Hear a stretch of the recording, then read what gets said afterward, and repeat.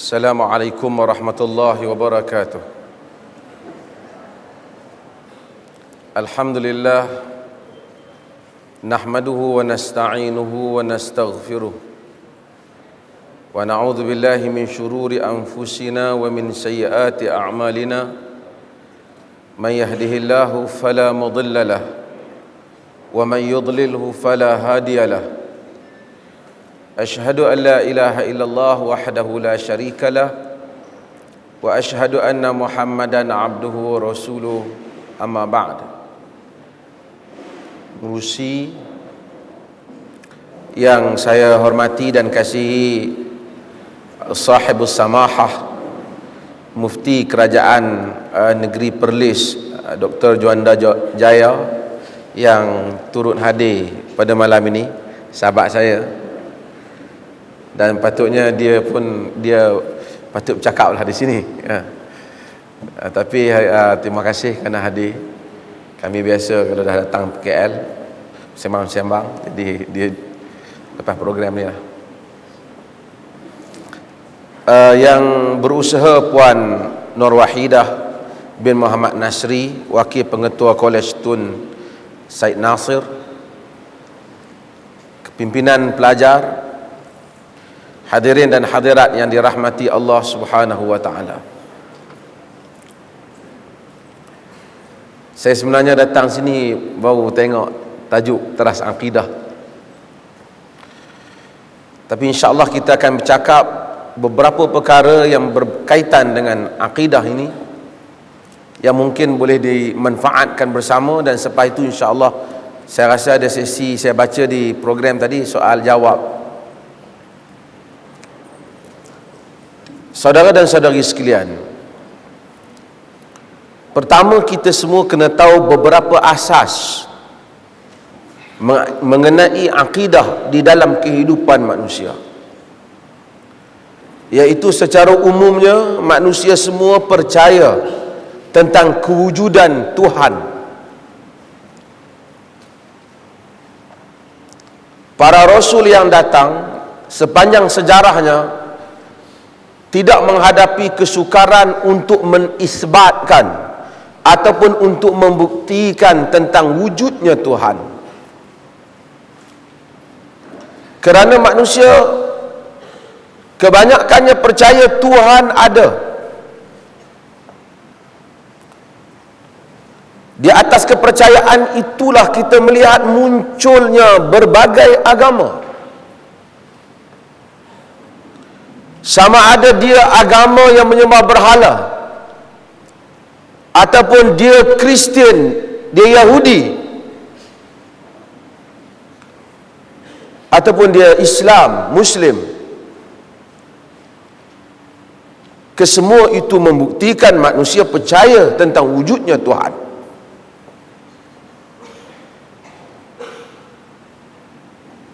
Sebab itu tugas kedatangan Rasul. Al-Quran sifatkan, walaqad ba'athna fi kulli ummatin rasula an ya'budullah wajtanibut taghut. Kami hantar bagi setiap umat itu rasul, kerjanya menyuruh manusia supaya mengabdikan diri kepada Allah dan menjauhi taghut. Kerana rasul tidak datang sangat untuk bagi tahu, wahai manusia, Tuhan ada. Kerana manusia memang percaya Tuhan ada.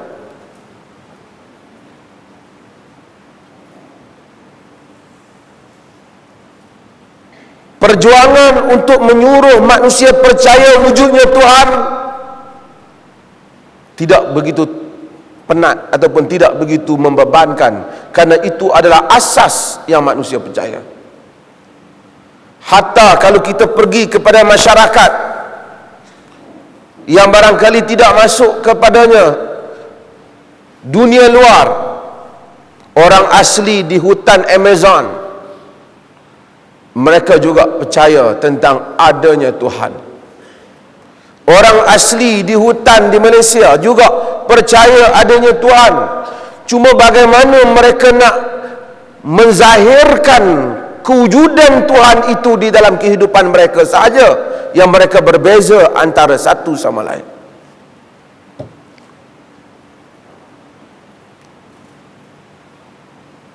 Sebab itu, kalau kita lihat kepada masyarakat Arab yang mempunyai kesan daripada ajaran Nabi Allah Ibrahim alaihissalam, lebih hebat.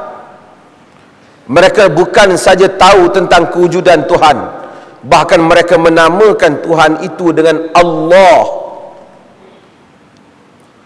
Sebab itu bapa Nabi kita Muhammad sallallahu alaihi wasallam namanya Abdullah, hamba Allah, bukan Nabi yang beri nama tu. Quraisy yang beri nama tu. Kaabah sudah wujud sebelum kedatangan Nabi, diwujudkan oleh Nabi Allah Ibrahim alaihissalam. Orang Quraisy tawaf Kaabah dan menamakan Kaabah Baitullah. Dan bila mereka tawaf, mereka menyebut labbaik Allahumma labbaik.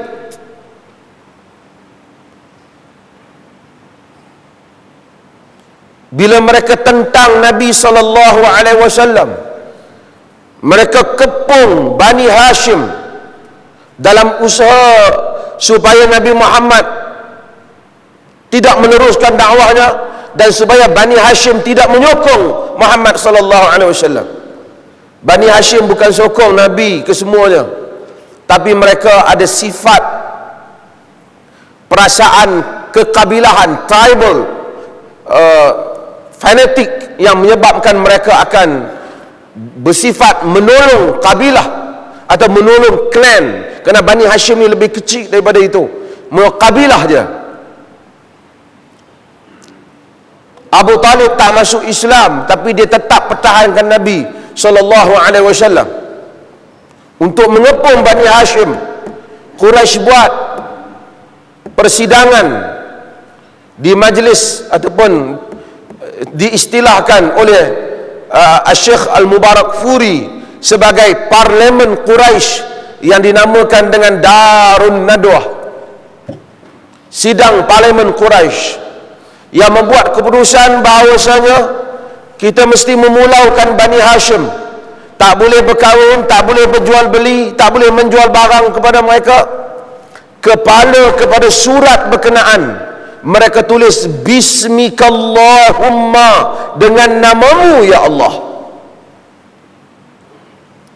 Sebab itu dalam sejarah sirah kita akan baca, apabila anak-anak memakan surat berkenaan dan Quraisy, Bani Hashim memberitahu bahawasanya surat berkenaan perjanjian itu sudah luput, kepungan itu sudah tidak ada makna, sudah tidak valid, sebab surat yang kamu letakkan di Kaabah sudah dimakan oleh anak-anak, melainkan perkataan Bismikallahumma, dengan namamu ya Allah.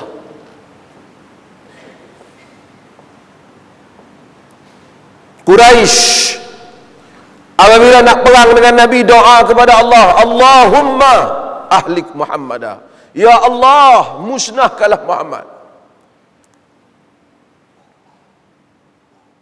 Artinya sekadar mengenali Tuhan bernama Allah tidaklah menjadikan seseorang itu orang beriman dalam erti kata yang dikehendaki oleh Islam. Kalau seorang kata saya pun Islam, saya pun beriman, sebab saya pun percaya Allah ada, kita kata Quraisy juga percaya Allah ada, tapi mereka menentang Nabi sallallahu alaihi wasallam dan menolak dakwah Nabi sallallahu alaihi wasallam.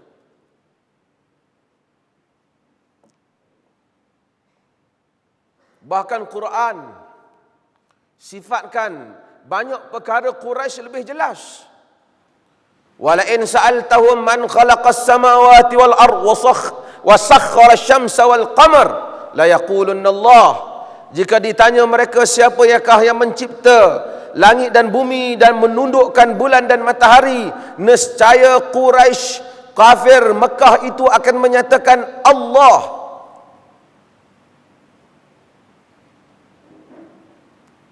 Wala in sa'altahum man nazzala minas sama'i ma'a fa ahya bihi al-ard min ba'di mautiha la yaqulunna Allah qulil hamdulillah.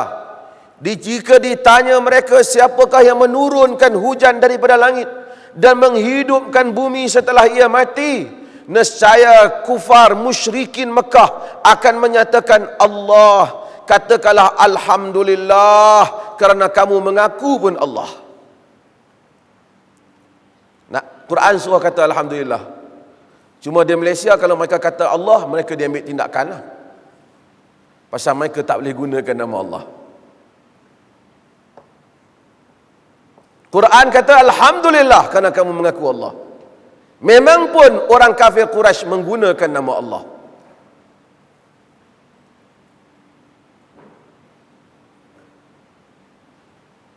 Mereka mensyirikkan Allah, tapi mereka memanggil Allah. Tak pernah Quran menyatakan awak jangan panggil Allah. Tapi Quran menyatakan mereka itu musyrikun. Mereka itu mensyirikkan Allah. Kenapa mereka musyrikun? Kerana mereka mensyirikkan Allah. Maka akui Allah tapi mengadakan sekutu.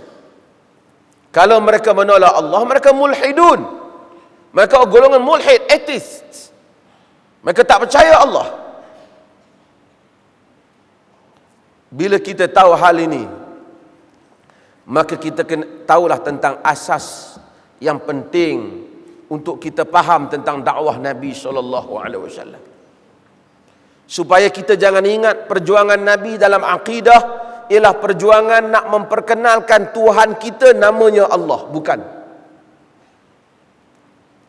Quraisy sudah tahu Tuhan namanya Allah.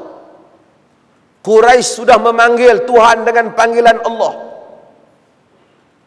Tetapi masalah yang berlaku kepada Quraisy ialah Quraisy itu mensyirikkan Allah Subhanahu wa taala. Mereka tidak mentauhidkan Allah Subhanahu wa taala. Sebab itu kedatangan Islam bukan untuk menyuruh manusia, wahai manusia, katakanlah Tuhan kami ialah Allah. Tetapi kedatangan Islam menyuruh manusia menyatakan la ilaha illallah. Tidak ada yang diabdikan diri melainkan Allah. Yang disebut di dalam ilmu aqidah sebagai an-naf wal isbat. Menafikan semua bentuk ketuhanan dan menetapkan hanyalah Allah Subhanahu wa taala.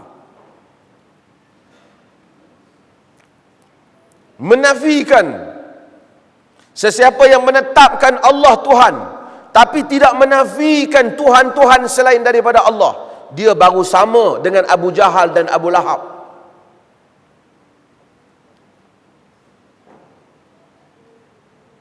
Dia baru sama dengan Abu Sufyan. Quraisy juga bersumpah, wallahi ya Muhammad, demi Allah wahai Muhammad. Tetapi beza Nabi dan mereka, Nabi memanggil Allah dan tidak mensyirikkannya. Mereka menyeru Allah dan mensyirikkan Allah.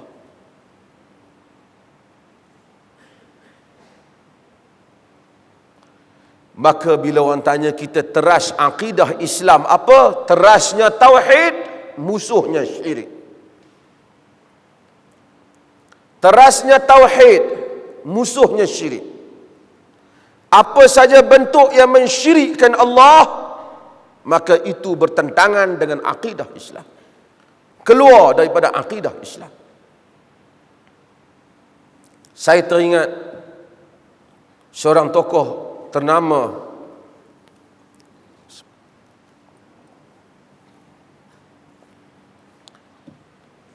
yang menulis buku Ta'rifun Am Bidinil Islam, yaitu Ali Tantawi. Syekh Ali Tantawi, bukan Syekh Tantawi Syekhul Azhar dulu ni. Ini Ali Tantawi, seorang pemikir, penulis Islam yang terkenal, pendakwah yang masyhur, sudah meninggal. rahimahullahu taala, dia menyebut dalam muqaddimah ta'rifun 'am bidinil Islam. Dia menyatakan, dia bertanya kepada anak murid dia, jika kamu berada di lapangan terbang dan beberapa jam lagi kapal terbang kamu akan terbang, dan seseorang ada bersama kamu, dia juga akan terbang ke negaranya, dia bukan Muslim, dia bertanya kepada kamu tentang, terangkan saya, syarahkan untuk saya tentang akidah Islam, bolehkah kamu syarahkan? Anak murid dia kata bahawasanya, wahai Syekh, bagaimana saya nak terang kepada dia dalam beberapa jam akidah Islam? Dia perlu masuk bahagian pengajian Islam, dia perlu duduk beberapa tahun baru boleh faham akidah Islam. Ali Tantawi menyatakan, bagaimana kamu lihat pada zaman Nabi SAW, perwakilan-perwakilan Arab yang datang berjumpa Nabi setengah hari, kadang-kadang tak sampai pun setengah hari, sejam, beberapa jam, Nabi terangkan akidah Islam. Mereka faham akidah Islam, bukan setakat diri mereka, bahkan dapat memahamkan, mengislamkan kabilah mereka. Kerana Nabi memberikan penerangan yang jelas tentang akidah Islam. Nabi tak berikan penerangan yang memeningkan. Allah ada, lawannya tiada. Dia dengar, lawannya pekak. Dia lihat, lawannya buta. Itu memanglah asing pun faham, susah faham, arumugum lagi susah nak faham. Tapi Nabi SAW menyatakan la ilaha illallah. Dengan kepahaman orang Arab, la berarti menafikan semua ilah, semua kebesaran melainkan Allah Subhanahu wa taala. Menetapkan hanya Allah, Muhammadur Rasulullah, dan Muhammad adalah rasul yang dihantar olehnya. Ini yang menyebabkan orang-orang Badui menyatakan hadza amrun yakruhul muluk. Inilah perkara yang mana raja-raja akan menentangnya. Apa masalahnya? Kalau Nabi kata sebutlah la ilaha illallah, selepas tu kita boleh makan kenduri ramai-ramai, tentulah Quraisy boleh Islam. Macam kita sebut la ilaha illallah, la ilaha illallah, kemudian nasi keluar, ayam keluar, pulut keluar. Quraisy memahami apa maksud la ilaha illallah. Ini Muhammad, bukan musuhnya. Muhammad anak saudara mereka. Ini yang disebut dalam riwayat Ibnu Hisham. Nabi memberitahu Abu Talib, aku menyeru mereka kepada satu kalimah yang dengannya akan tunduk kepada mereka, yakhda'u lahum al-arabu wal-ajam, yang akan tunduk kepada mereka Arab dan Ajam. Abu Sufyan kata, wahai Muhammad, beritahu apa kalimah itu, kami akan menyebutnya 10 kali. Ini soal kuasa. Soal kuasa. Mereka pembesar, kalau boleh tahu satu kalimah, semua Arab dan Ajam akan tunduk kepada Quraisy. Nabi menyatakan, aku menyuruh kepada la ilaha illallah Muhammadur Rasulullah. Aku menyuruh kepada la ilaha illallah. Quraisy kata, wa amma la ilaha illallah fala. Adapun la ilaha illallah, maka itu tidak. Kerana bukan Quraisy bukan macam kita. Quraisy tahu apa implikasinya. Kerana implikasinya bermula dengan la, bermula dengan menafikan, menolak, meniadakan segala-galanya, dan menetapkan hanya satu ilah melainkan, iaitu Allah. Tidak ada Tuhan dalam ibadah, tidak ada Tuhan dalam pentadbiran politik, tidak ada Tuhan dalam kehidupan mereka, tidak ada Tuhan di dalam melaksanakan hukum hakam keluarga, tidak ada Tuhan dalam seluruh urusan manusia melainkan Allah Subhanahu wa taala. Quraisy tahu kalimah ini bererti mereka mesti mengubah sistem, mesti merombak semua keadaan kehidupan dan kembali kepada satu dasar saja, iaitu sistem yang berdasarkan kepada la ilaha illallah Muhammadur Rasulullah. Ia bukan satu ungkapan, ia bukan suatu perkataan yang mereka, bila mereka sebut, kemudian mereka boleh melagu-lagukan la ilaha illallah itu dengan lagu-lagu yang sedap, kemudian mereka boleh meraihkannya dalam majlis kenduri kendara. Tetapi ia adalah ungkapan yang menuntut untuk mereka merubah sistem kehidupan masyarakat mereka, akidah mereka, bagaimana mereka fikir, bagaimana mereka faham, mesti berdasarkan kepada manhaj, mesti berdasarkan kepada dasar, iaitu la ilaha illallah Muhammadur Rasulullah. Quraisy menolak hal ini kerana Quraisy lebih faham dari sebahagian orang Islam yang mengungkapkan la ilaha illallah. Kerana Quraisy lebih tahu implikasinya. Kalau Nabi kata, apa salahnya kau ucap je lah, buat apa sampai nak perang-perang? Kau sebut la ilaha illallah, okey, selesai, kita balik rumah. Tak, Quraisy tahu ini bukan soal sebutan, ini soal perubahan, change.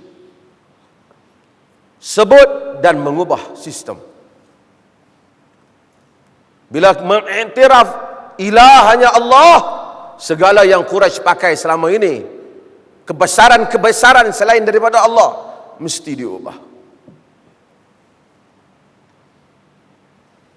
Orang Melayu, sama ada mereka tidak diterangkan oleh sesetengah keadaan akidah Islam yang betul, ataupun disebabkan kerana mereka bukan bahasa Arab, sehingga mereka tak ambil pusing tentang hakikat la ilaha illallah, menyebabkan mereka rasa tak ada apa-apa. Bahkan mereka boleh buat la ilaha illallah ni jampi lagi, fu kiri, fu kanan, dengan berkat la ilaha illallah. Sebut itu, sebut ini, halau hantu, halau jin dengan berkat la ilaha illallah. Kemudian kadang-kadang nak jampi wanita pun, supaya berkenan pun, ujungnya dengan berkat la ilaha illallah. Itu yang selalu jampi dulu saya baca, pinang siwamin bulan, kembang bunga sekuntum manis, berseri manis, bersemadi pun manis, semut mengirim di bibir mulutku, bulan purnama di mukaku, hai mari engkau melihat wajahku seperti Nabi Allah Yusuf, dan mendengar suaraku seperti Nabi Allah Daud, dengan berkat doa la ilaha illallah Muhammadur Rasulullah. Siapa hafal, dia salah. Ini hak eksekutif.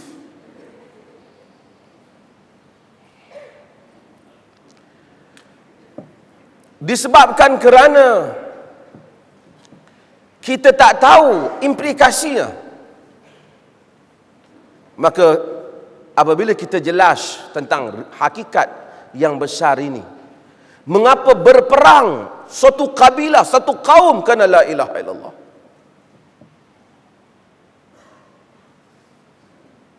Kerana bukan soal mengucap. Saya tak tahu, mungkin kita berterima kasih kepada dakwah saudara-saudara kita, tapi saya ingat kadang-kadang dakwah tu kadang-kadang mungkin kita juga lemah kerana mungkin tidak berdakwah. Tapi kita lihat itulah sebabnya kadang-kadang kita pergi bagi tahu kat orang asli, bukan semua orang asli, ramai orang asli juga yang bagus, tapi setengah orang asli suruh dia mengucap, dia tak tahu apa pun. Lepas tu bulan depan kita pergi, dia kata saya dah masuk Kristian. Kita bagi apa kat dia apa kata? Dia mengucap balik. Besok 2 bulan lagi pergi, dia masuk balik agama lain pula.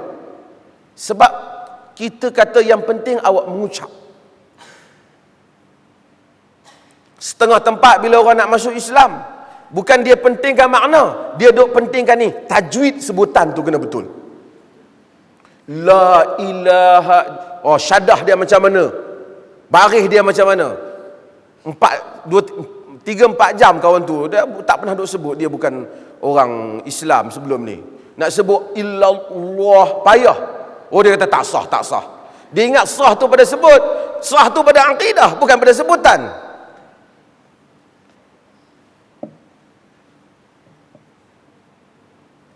Ini berlaku dalam masyarakat kita kerana berlaku ketidakjelasan tentang akidah.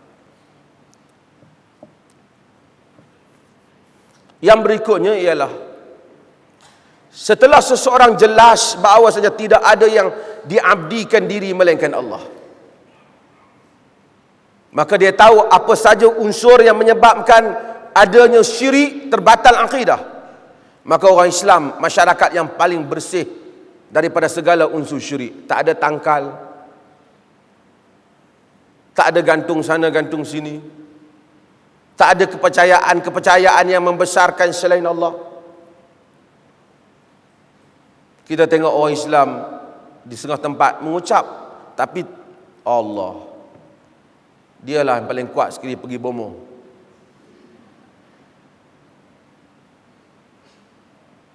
Pergi masjid, semayang.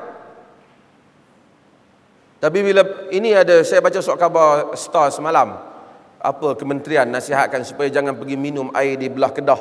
Pokok apa tak tahu yang dikatakan ajaib, pakat ramai pergi minum kerana dikatakan beracun pokok itu.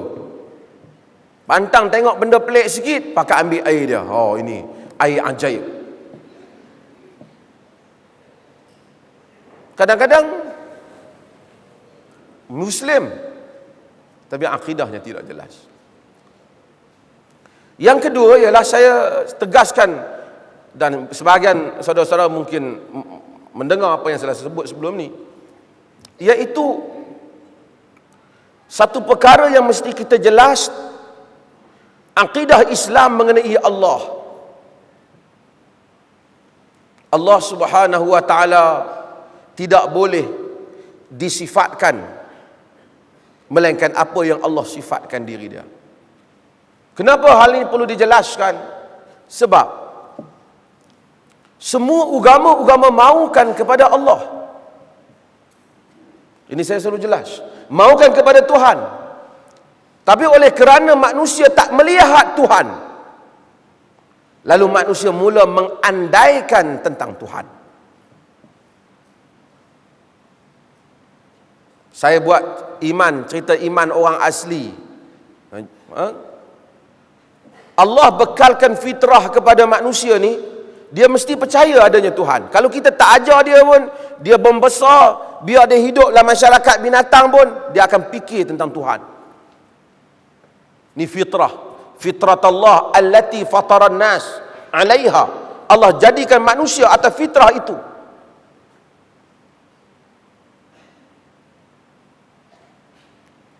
Kalau kita orang asli, saya buat contoh selalu dahulu. Kalau ada orang asli ataupun orang satu masyarakat nomad yang tidak ada apa-apa asas agama, orang tak ajar agama, ramai-ramai dia duduk, dia kata, tuan-tuan sekalian, ni tok batin dia kata, sebenarnya adanya satu kuasa yang kuat, kuasa itu adalah Tuhan.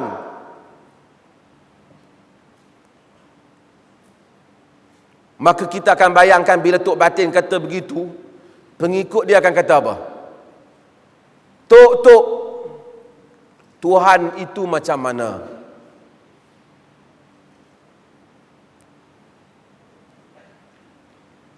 Tok batin kata, nanti sekejap, saya akan bagi tahu kemudian Tuhan macam mana. Sebab dia tidak ada wahyu, tapi dia ada perasaan. Bagus perasaan, memang nikmat perasaan inginkan Tuhan. Ingin menyembah Tuhan. Tetapi bahaya perasaan inginkan menyembah Tuhan atau perasaan ingin beragama jika tidak ada agama betul yang datang. Maka tok batin kata, nanti saya tengok macam mana Tuhan. Maka dia pun mula pergi duduk saja di rumah, dia lukis Tuhan. Saya sebut, kalau dia mula lukis Tuhan, manusia kalau nak membayangkan Tuhan, tak boleh lebih daripada apa yang dia pegang, apa yang dia tengok, apa yang dia dengar, apa lagi? Khayalan macam tu. Tuan-tuan tengok filem macam mana aliens yang dibuat oleh apa? Hollywood yang hebat pun. Makhluk di angkasa tu macam mana dia bayang pun tak jauh daripada makhluk di dunia ni. Mesti ada kaki, ada mulut, ada mata, ada hidung. Cuma nak canggih sikit, mata nak atas, mulut turun bawah, atau mulut nak atas, mata turun bawah. Tapi basicnya khayalan yang sama, imajinasi yang sama. Tok batin kalau nak andaikan Tuhan, kalau dia orang asli, dia akan mula lukis Tuhan Dia akan tengok telinga panjang, mata besar, tapi sebiji macam orang asli lah. Sebab itu imajinasi dia.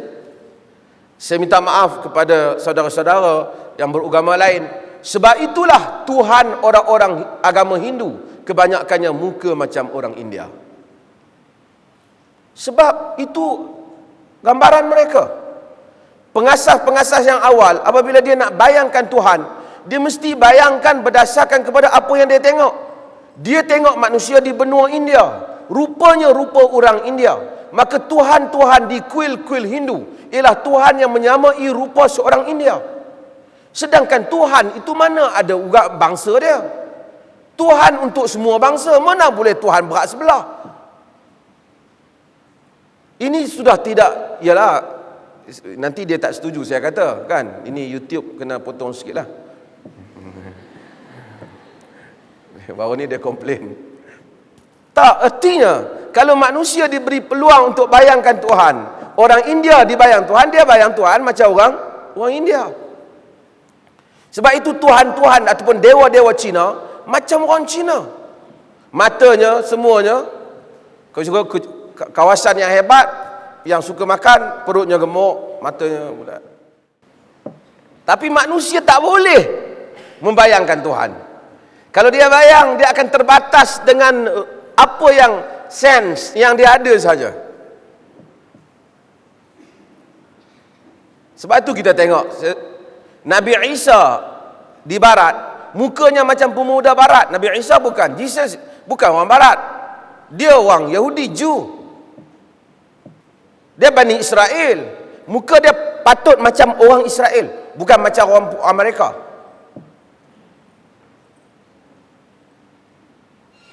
Tapi jika saudara-saudara semua pergi ke India, saudara-saudara akan tengok Jesus di India kulitnya gelap.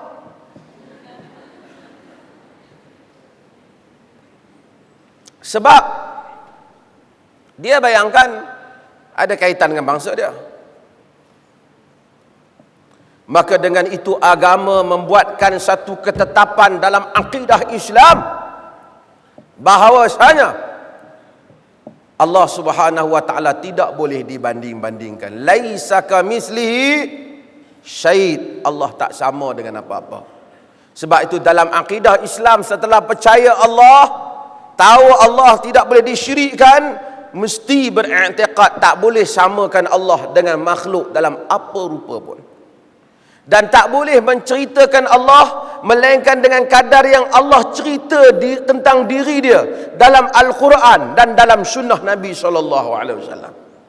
Kalau kita tengok satu orang cerita tentang Allah begini, kita tanya, ada dalam Quran ke yang awak cerita ni? Tak ada lah, tapi tok guru saya kata macam tu lah. Kita kata, tok guru awak tak tengok Allah. Nabi pun tak tengok Allah, melainkan cahaya yang dilihatnya. Bagaimana mungkin dia nak mensifatkan Allah apa yang dia tak tahu? Maka kalau kita pergi mana-mana akidah, tok guru tarekat ke apa, dia ajar kita inilah Allah yang kita lihat pelik. Kita tanya dia, yang tok guru cerita ni ada dalam Quran, ada dalam hadis yang sahih? Dia kata tak ada, tapi ni ulama-ulama saya kata. Kita kata tak betul. Tidak ada ulama yang boleh memperkatakan tentang zat yang tidak dilihat, iaitu Allah Jalla wa'ala.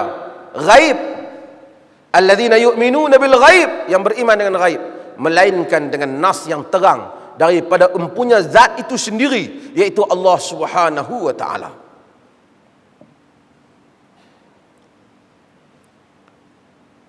Let's say Tok Batin tu pun ambil lah. Tadi dia tak depan, semalam kamu tanya, minggu lepas kamu tanya mana Tuhan ya? Ini dia, macam ni lah, macam ni pokok yang saya ukir ni, macam ni lah rupa dia lebih kurang.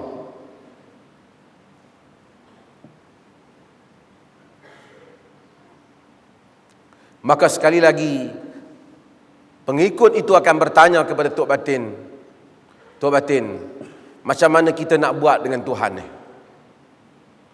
Macam mana kita nak bagi Tuhan suka ke kita? Bagaimana kita nak mau supaya Tuhan ni sayang kita? Kita boleh minta kat dia, pasal dia berkuasa, kita tak berkuasa. Tok Batin kata, bagi masa seminggu boleh. Aku kena balik fikir, Tuhan mau macam mana? Tok Batin tak ada wahyu. Tok Batin balik reka. Tok Batin balik mari lepas duduk seminggu, dia kata kamu kena pusing dia 5 kali, lepas tu ambil susu tuang atas kepala. Umpamanya. Ataupun dia kata kamu kena pergi cari api, kamu cucuh, kamu letak dia anggun depan dia. Tapi Tok Batin fikir, ini semua tak untung aku. Aku penat-penat buat Tuhan ni. Dia kata kamu kena buat semua tu, kamu letak buah-buahan sedikit, malam nanti dia ambil. Tok Batin lah ambil malam. Yang pentingnya, jika manusia dibiarkan untuk mereka ibadah, sedangkan tidak ada wahyu, maka kekarutan, pembohongan, kesesatan, penyelewengan akan berlaku. Maka sebab itu kita tengok setiap agama mereka berbagai bentuk ibadah. Ada yang nyalakan colok, ada yang ikat kain kuning, ada yang tikam pipi dia tembus sana, ada yang jalan atas api. Kesemuanya mereka menyatakan apa yang kami buat ini, inilah yang Tuhan mau. Dan mereka juga tak tahu Tuhan mau ke tidak. Hanyalah sami-sami ataupun golongan-golongan agama yang memberitahu orang awam bahwasanya inilah yang Tuhan mau.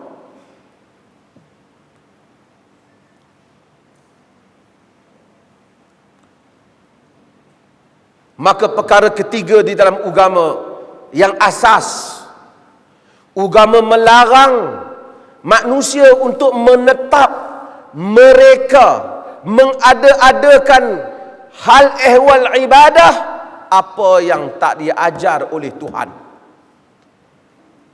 atau wakil Tuhan. Jika dibenarkan manusia semua bagi tahu pendapat dia nak ibadat macam mana, maka rosak agama. Setiap orang akan mereka cara ibadatnya sendiri. Kesemuanya mereka akan menyatakan ini yang Tuhan mau. Saudara-saudara baru sembahyang Isyak, saudara bayangkan kalau agama tak buat penetapan, Allah tak bagi tahu, saudara akan pergi ke masjid, semua pergi, mungkin akan menghadap belah timur, seorang menghadap ke belah barat, seorang ke utara dan seorang ke selatan. Ada yang sembahyang 4 rakaat, ada yang kata malam ni 2 rakaat pasal ceramah ada. Ada yang akan kata semalam ni mungkin 6 rakaat. Ada yang akan rokok 3 kali, ada yang akan rokok sekali, ada akan sujud 6 kali. Dia kata saya hari ni saya rasa sujud lebih selesa daripada rokok, dia bagi 7 kali.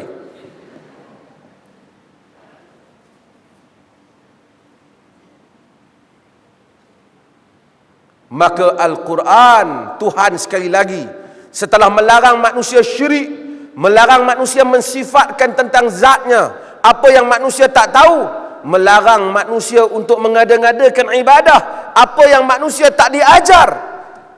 Am lahum syuraka'u syara'u minad din ma lam ya'zan bihillah. Adakah bagi mereka itu sekutu-sekutu yang memboleh buat syariat di dalam agama apa yang tidak diizinkan oleh Allah Subhanahu wa taala? Maka agama menentang segala bentuk mengada-adakan ibadah yang tidak ada dalil. Jika kita benarkan, akan jadi macam Tok Batin ni tadi. Saya yang penting saya ikhlas. Pagi ni saya nak sembahyang subuh 4 rakaat. Kita kata kenapa kau sembahyang 4 wahai Mat? Dia kata semalam dah buat 2, saya rasa tak berapa feeling lah, tak berapa touching. Jadi hari ni saya tambah jadi 4. Kita kata jangan buat, Nabi buat 2 saja. Dia kata tak apa, saya tambah benda baik-baik, bukan benda tak baik. Ini adalah punca kemusnahan. Maka agama-agama yang ditinggalkan oleh para Nabi dahulu, kita tak tahu cara ibadat yang sebenar, kerana manusia tokok tambah. Maka apabila Nabi datang, Quraisy tawaf, 7 kali tawaf ada, tapi wanita tawaf belah malam kerana mereka telanjang. Kerana mereka kata dengan tawaf telanjang itu menjadikan seseorang itu lebih bulat perasaannya, lebih menyerah dirinya, sehingga apa pun tak ada kepada Allah Subhanahu wa taala.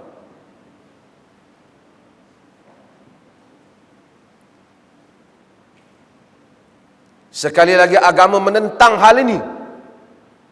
Maka hadirin dan hadirat, pelajar-pelajar sekalian, pertama, kita jangan syirik.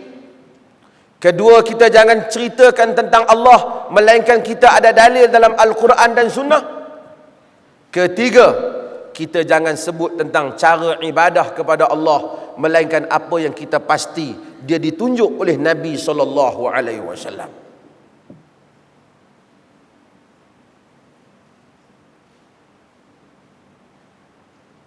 Sebesar mana golongan agama, sebesar mana tok guru, jika dia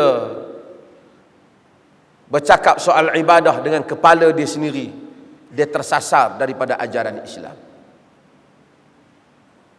Manusia macam-macam oleh reka. Di Malaysia macam-macam rekaan. Negeri lain lagi teruk. Saya dah sebut, saya pergi ke Jepun. Di Jepun, orang Jepun ada krisis identiti dalam agama. Mereka tak dapat menentukan mereka Buddha kan mereka Shinto. Sebab kadang-kadang sebab mereka rasa tak perlu Tuhan, pasal agama ni confuse mereka. Shinto kata semua benda Tuhan, Tuhan mungkin ratus-ratus ribu, beribu-ribu.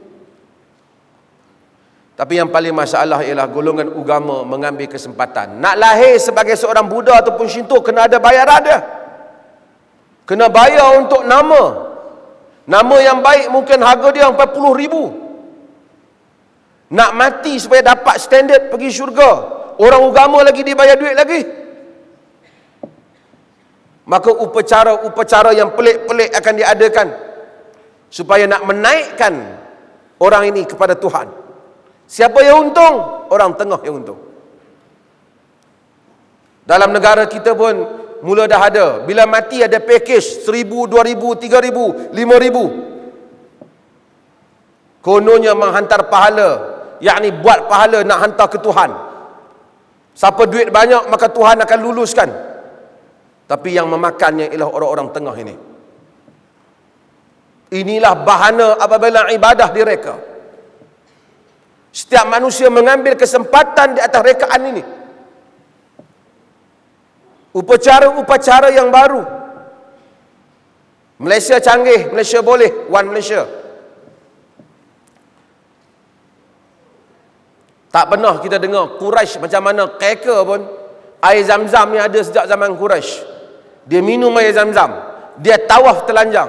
Tapi Quraisy tak pernah buat air Zam-Zam tawaf 7 kali. Malaysia buat. Pergi ke kedai akan ada orang tulis air Zam-Zam tawaf. Maksud dia bawa air Zam-Zam tu dia tawaf 7 kali. Siapa hak minum tu dia lebih special pada air Zam-Zam biasa.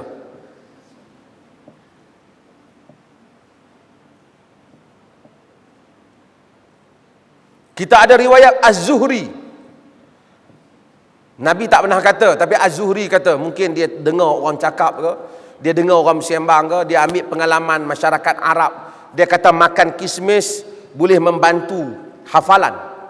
Az-Zuhri tabi'in. Dia kata, Nabi tak pernah kata, seperti mana kata Al-Hafiz Ibn Qayyim, Nabi tidak pernah kata bahawasanya makan kismis menguatkan akal. Az-Zuhri kata. Mungkin dia dengar daripada sesiapa, bukan daripada Nabi.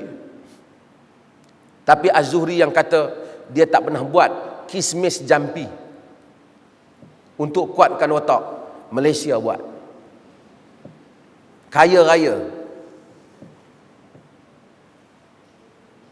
Dan pelajar perubatan yang pergi belajar perubatan pergi makan benda tu. Bukan sinilah, tempat lain.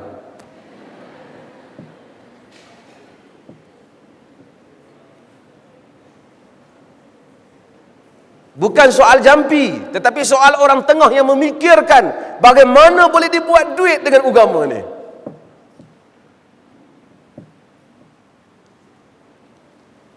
Bagaimana agama untuk dijadikan modal.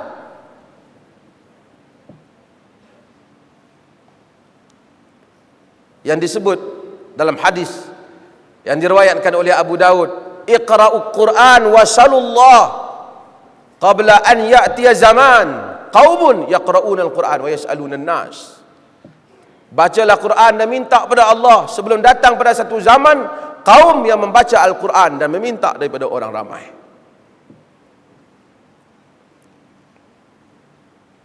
Maka orang Islam minum, makan kismis, jampi, air jampi macam-macam.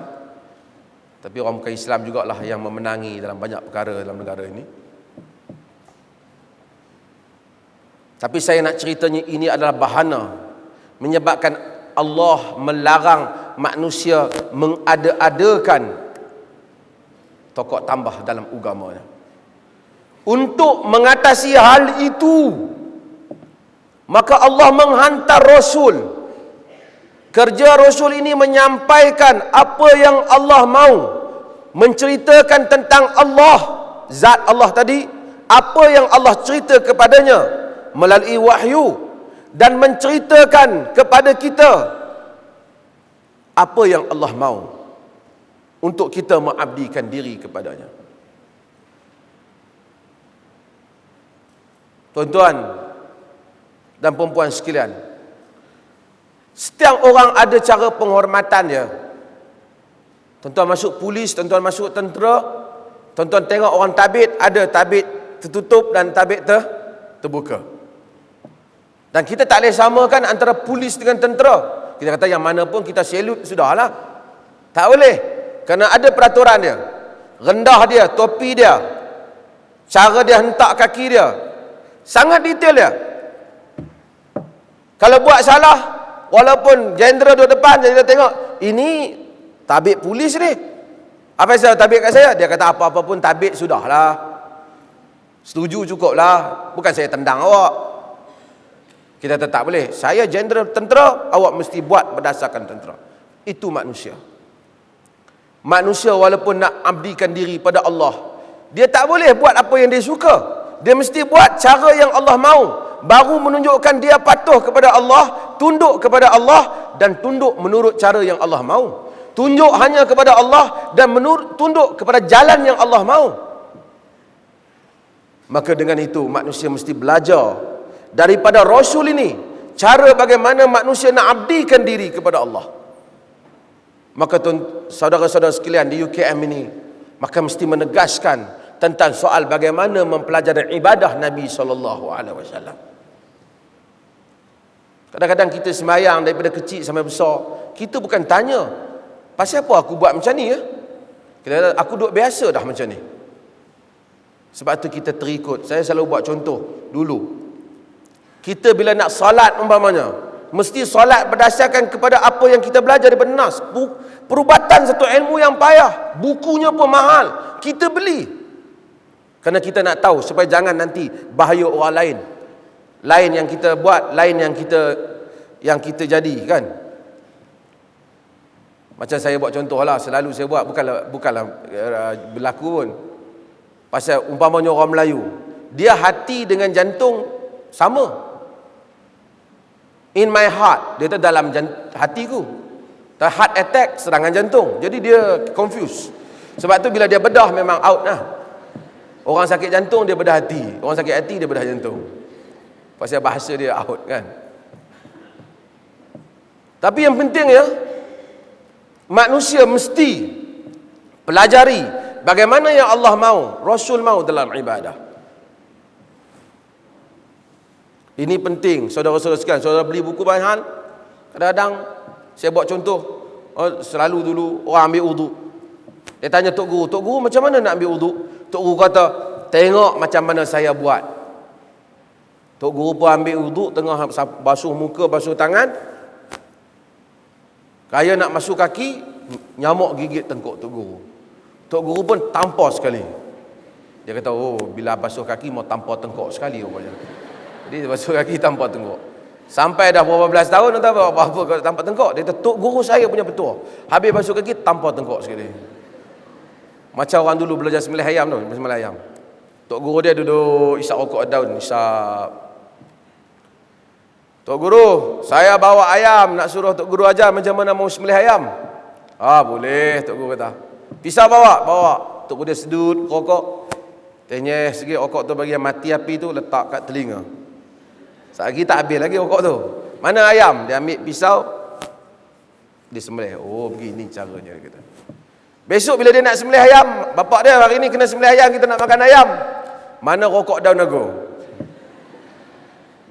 Dia tak boleh sembelih lagi, kena isap rokok sampai setengah, habis setengah. Tanya sini, letak sini, baru dia sembelih.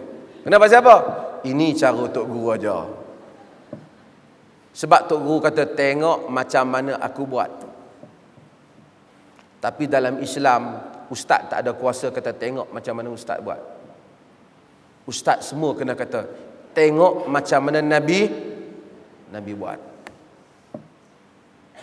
Sallu kama raaitumuni usalli. Sembahyanglah kamu macam mana cara aku sembahyang. Nabi sembahyang. Ustaz tadi kata ni cara saya. Ni saya kena serban tebal. Kemudian serban hak balik ni letak belah sini. Kemudian semua anak murid hak kena angin tarekat bubuh belah kanan serban. Bubuh belah kiri satu. Pasal apa? Style Tok Guru. Orang suruh ikut cara Nabi sallallahu alaihi wasallam. Maka tiga asas ini ialah tiga asas besar dalam akidah Islam. 10.30 sudah habis. Alhamdulillah. Saya tak tahu penganjur saya minta untuk menjimatkan masa, saya akan berhenti setakat ini dan saya akan membuka pada sesi soal jawab yang saya kendalikan sendiri. Bila saya jawab 2-3 soalan dan saya telah rasa letih, saya pun berhenti, insya-Allah, dan kita jumpa lagi lain kali insya-Allah. Silakan siapa ada soalan.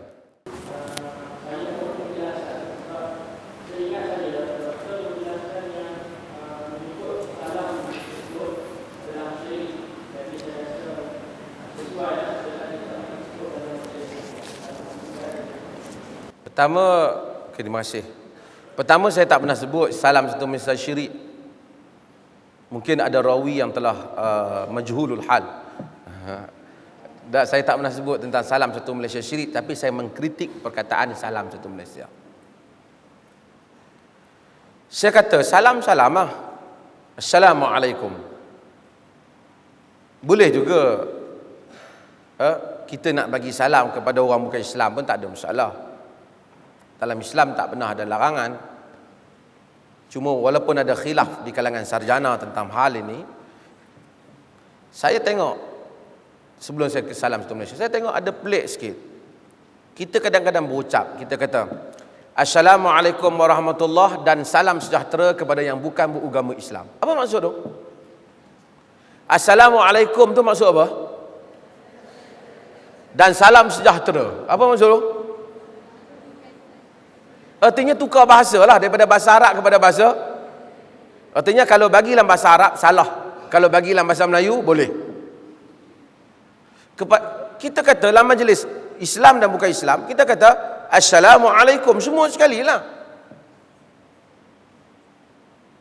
Kalau kita kata Assalamualaikum dan salam sejahtera kepada bukan Islam, artinya bukan Islam dapat 2 kali salam. Pasal Assalamualaikum tu semua kum. Dan salam sejahtera sekali lagi dia pula dapat. Hak orang Islam tak dapat dah hak nombor 2 tu. Sedangkan maknanya sama.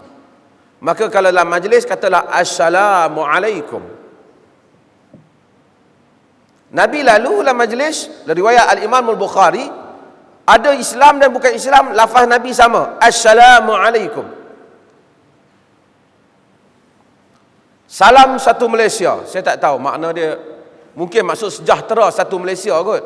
Tapi adakah itu sunnah? Saya kata tak. Kalau nak dapat pahala kena sebut Assalamualaikum sekalian rakyat Malaysia. Boleh lah. Assalamualaikum satu Malaysia. Satu Malaysia tu kalau maksud sekalian rakyat Malaysia boleh lah kot. Tapi salam saja sangat ringkas lah. Salam Assalamualaikum. Ini salam politik nama dia. Dulu salam hadari. Ke depan ni ini salam satu Malaysia. Mungkin pada ni Perdana Menteri lain salam bah. Salam satu rakyat ke apa. Ikutlah apa masing-masing buat job sendiri.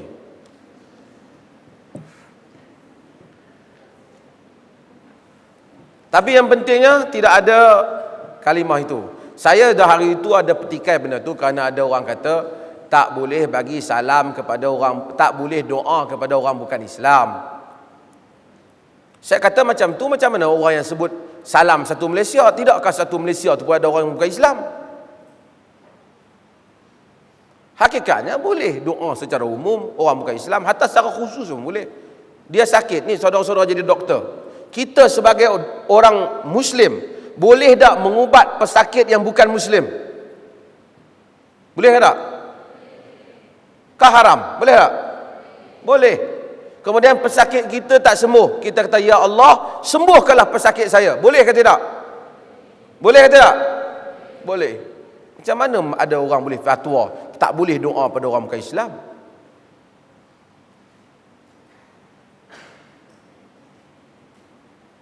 Tengoklah benda apa. Tapi kalau orang bukan Islam tu dah mati, kita ya Allah masukkan dia ke dalam syurga, itu tak boleh lah. Benda yang telah memang dah menjadi peraturan Allah, tak berlaku hal itu.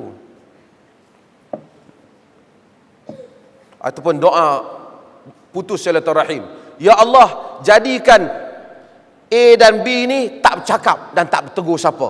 Kita doa betul, salah. Ini doa yang mengandungi dosa dan memutuskan silaturahim. Mazalullah yastajibu lil 'abd. Sentiasa Allah terima hamba selagi mana dia tak doa kepada benda yang dosa dan memutuskan silaturahim. Okey, ada lagi soalan?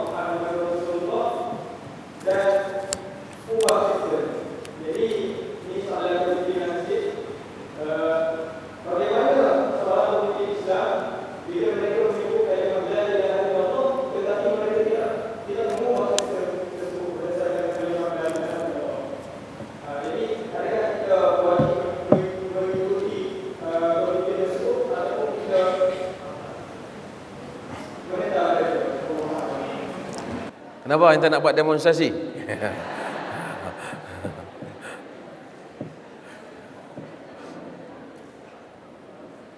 Yang pertama berhubung dengan masalah kalimah ungkapan Allah. Ayat tu jelas-jelas bagi tahu bahawasanya mereka menyebut Allah, tetapi dalam masa yang sama mereka memang mensyirikkan Allah. Tapi Allah tidak pernah menyalahkan perbuatan menyebut Allah. Quran menyalahkan perbuatan mensyirik, bukan perbuatan menyebut Allah. Orang Kristian pada zaman Nabi, Arab memang menyebut Allah, bukan pada zaman Nabi. Hatta Kristian hari ini pergi di Mesir tu, Qibti Kristian, memang sebut Allah. Memang sebut Allah. Sampai hari ini dia panggil Allah Al-Aliyul Qadir, Allah yang Maha Tinggi. Sebab tu kita jangan heran kita naik kereta jumpa orang Kristian di Lubnan, Masya Allah dia kata. Dan dia mungkin kata Alhamdulillah, tapi dia Kristian. Tetapi mereka syirik. Yang Allah marah mereka syirik, bukan Allah marah mereka akui dia sebagai Allah. Jadi kita patut kalau nak betul syirik, bukan betul sebutan. Kita jumpa satu orang bukan Islam pada kita. Orang Islam kata, hari ini ya banyak baik, Tuhan Allah sudah bagi turun hujan. Kita kata, you jangan cakap Allah bagi turun hujan. Lebih baik you cakap you punya Tuhan yang bagi turun hujan hari ini. Betul ke buat macam tu? Alhamdulillah lah dia kata Allah bagi turun hujan. Lepas tu kita kata dia, yalah kalau Allah bagi turun hujan, kita kena sembah Allah sajalah. Janganlah kita kata awak tak boleh sebut Allah. Itu pahaman yang salah. Saya bukan bela mana-mana parti politik, tapi itu pandangan yang hanya ada di Malaysia. Pergi negeri Arab, orang Arab terkejut, ulama Arab terkejut. Malaysia tak bagi orang sebut Allah.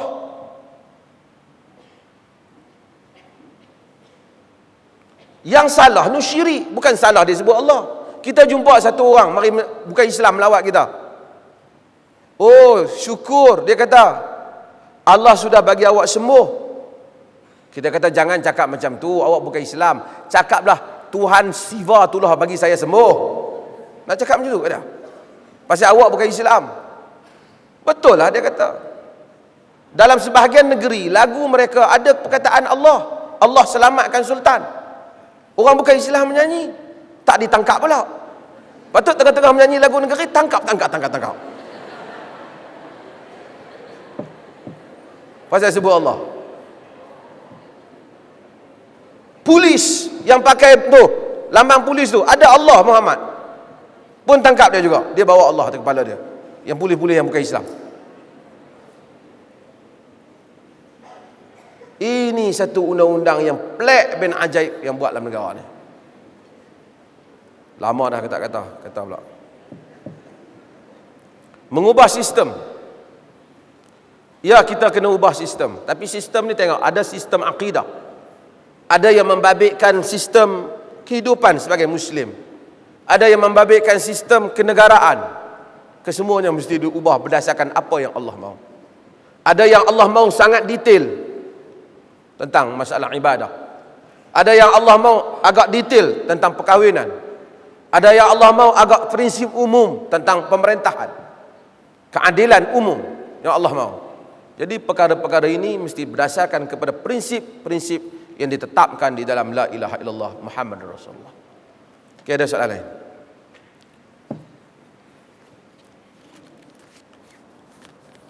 Oh, ada lagi? Siapa tanya 3 soalan dia ambil tindakan.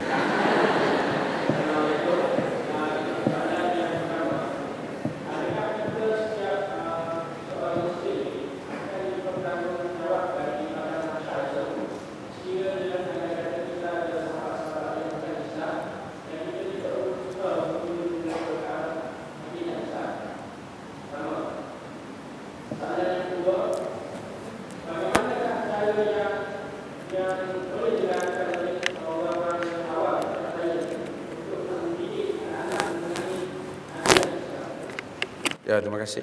Saya gurau tadi, bukan kata tanya. Tanyalah 4 pun tak apa.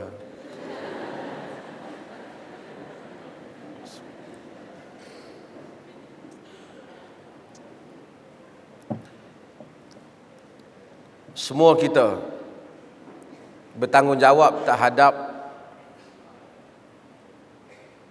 agama ini. Apabila kita tengok satu kesalahan mungkar, antaranya manusia sesat, kita kena bagi tahu dia jalan yang betul. Walaupun masalah akidah ni Islam tak paksa orang. Islam tak paksa, tapi Islam suruh kita sampaikan mesej. Isalah Islam. Ibnu Abbas disebut oleh Al-Imam Ibnu Kathir menceritakan apabila Islam datang, orang-orang Islam, orang Ansar, dahulu mereka sebelum kedatangan Islam, mereka ni sembah berhala. Tapi mereka ni lebih percaya agama Yahudi dan Kristian daripada agama mereka sendiri. Kadang-kadang mereka nazar, kalau aku lahir anak ni aku akan bagi pada Yahudi supaya dia ikut agama Yahudi. Jadi bila lahir anak, dia bagi pada orang Yahudi. Membesarlah anak ni sebagai orang Yahudi. Bila datangnya Islam, mereka menganut Islam mak bapak ni. Dan mereka teringat kepada anak-anak mereka yang tak menganut Islam. Dan mula mak bapak berfikir nak paksa anak ni yang telah pergi ikut Yahudi kerana mereka bagi dulu ni, ikut Islam. Terutama selepas berlaku Khaybar di mana Yahudi kena pindah. Allah Subhanahu wa taala menurunkan ayat la ikraha fid din qad tabayyana rusydu minal ghayy. Tidak ada paksaan dalam agama kerana telah jelas antara petunjuk dan kesesatan. Kita tak paksa, tapi kita kena terang. Kita terang. Maka bila kita jumpa orang bukan Islam, kita tahu dia tak pernah tahu tentang Islam, wajib kita terang kepada dia. Tapi kalau kita tahu dia dah tahu tentang Islam secara umumnya, kita digalakkan mendapat pahala jika terang, artinya dakwah. Tapi kalau dia memang tak tahu, sama sekali dia tak sampai mesej Islam kepada dia, wajib kita sampaikan Islam. Tapi kalau kita ada kawan, dia selalu jumpa kita dah terang dah Islam kat dia banyak kali dah. Tapi lepas tu dia buat dek ya, itu hak dia lah, kita tak boleh paksa dia. Tapi kalau kita terang lagi, kita dapat pahala. Tapi penerangan yang pertama, supaya dia tahu hidayah Allah, wajib disampaikan. Jika kita tak sampai, kecacatan daripada pihak kita, dan dia pihak akhirat kelak terlepas daripada hukuman Allah karena tidak sampai kepada dia dakwah Islam. Wa ma kunna mu'adzibina hatta nab'atha rasula. Kami Allah tidak akan mengazab sehingga kami menghantar utusan. Maka dia tak sampai kepadanya utusan. Bukan utusan Malaysia, yakni Rasul maksudnya, urusan wahyu lah, agama, dakwah. Maka dengan itu kita sampaikan. Bahkan dalam benda-benda lain, saya selalu sebut, Islam sangat ambil berat tentang kepentingan orang lain. Al-Imam An-Nawawi ketika mensyarahkan hadis man ra'a minkum munkaran falyughayyirhu biyadihi, siapa yang melihat mungkar maka ubah dengan tangan, kalau tak mampu dengan lidah, kalau tak mampu dengan jantung hatinya. An-Nawawi kata kalau sekiranya satu orang tengok orang tu membeli barang di sebuah kedai dan dia akan ditipu, dia wajib bagi tahu orang yang nak membeli, barang ni sebenarnya ialah barang yang tak baik, barang ni sebenarnya barang yang rosak, ataupun harga yang awak bayar ni sebenarnya tak betul, harga ni untuk barang standard ni. Kita kena bagi tahu dia. Bahkan kita kena mencegah toki kedai, awak tak boleh tipu dia. Kalau kita tak mampu, toki kedai tu siap dengan parang apa semua, kita takut dia, kita kena usaha, kita pergi, kita bagi mata, kita isyarat pada kawan kita, jangan beli. Kerana kita sentiasa prihatin terhadap kemaslahatan orang lain supaya tidak diinayai. Last, ada question? Assalamualaikum warahmatullahi wabarakatuh. Nama saya Istimewa Al-Tadi saya ingin bertanya kepada Ustaz tentang seperti kita jauh daripada tauhid. Boleh Ustaz jelaskan apa yang dimaksudkan dengan tauhid itu? Adakah peraturan atau undang-undang itu berikhlaskan sebagai tauhid, dan mungkin bila kita tidak lakukan perintah Allah kerana kita takutkan seorang itu dia tauhid. Taghut ni daripada perkataan tagha. Tagha ni tagha yatghi, so apa yang melampaui batas, maka dia taghut. Idhaba ila fir'aun innahu tagha. Kamu wahai Musa dan Harun pergilah Fir'aun kerana dia tagha. Taghut asal daripada kata dasar tagha, iaitu melampaui batas. Ulama-ulama sebut taghut ni berapa berjenis. Di kalangan mereka menyatakan taghut itu kahin, orang tukang tilik, dia taghut. Di kalangan mereka menyebut kahin inilah sahir, orang yang sihir, ahli sihir, itulah yang dikatakan taghut. Di kalangan mereka menyebut orang yang berhukum dengan apa yang tidak diturunkan oleh Allah, itu adalah taghut.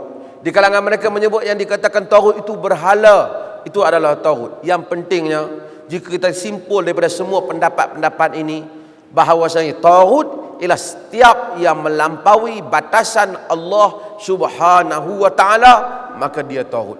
Maka Quran kata, Allah menghantar Rasul, ani'budullah wajtanibut taghut, hendaklah kamu menyembah Allah dan menjauhkan diri daripada taghut, yakni menjauhkan diri dari setiap unsur yang menentang Allah dan menentang Rasulnya sallallahu alaihi wasallam.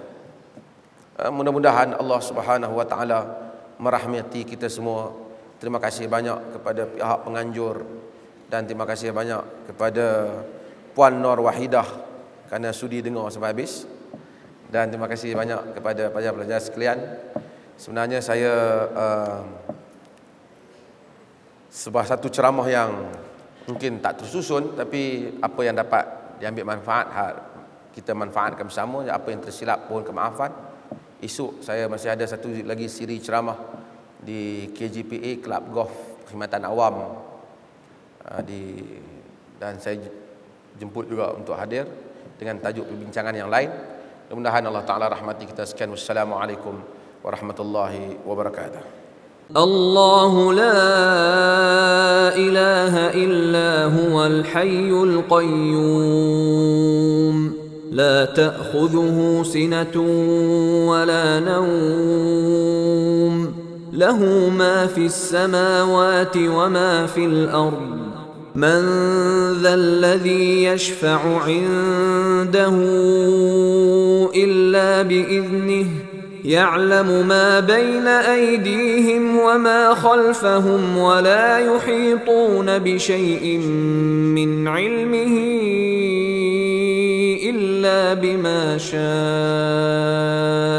وسع كرسيه السماوات والأرض ولا يؤوده حفظهما وهو العلي العظيم لا إكراه في الدين قد تبين الرشد من الغي فمن يكفر بالطاغوت ويؤمن بالله فقد استمسك بالعروة الوثقى لا انفصام لها والله سميع عليم الله ولي الذين آمنوا يخرجهم من الظلمات إلى النور والذين كفروا أولياؤهم الطاغوت يخرجونهم من النور إلى الظلمات أولئك أصحاب النار هم فيها خالدون